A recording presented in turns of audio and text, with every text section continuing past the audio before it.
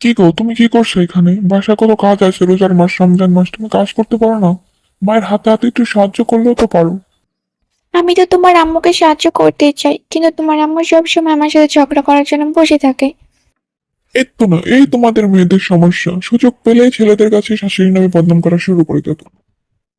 যেটা সত্যি সেটাই তো বলতেছি, তুমি আমার সাথে এমন করে কথা বলতেছো কেন?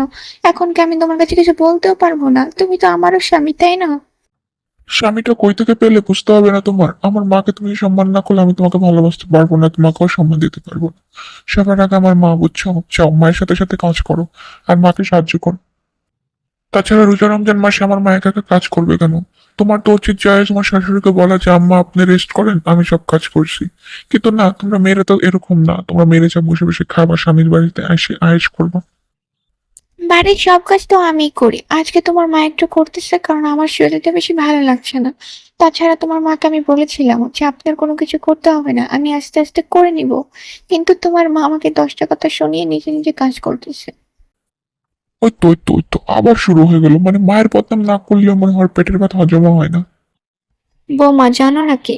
ওই যে পাশের বাড়ির যে নাহিদ আছে না, তার বউ, ওই বউ শ্বশুর বাড়ি থেকে অনেক আইটেমের ইফতারি পাঠিয়েছে।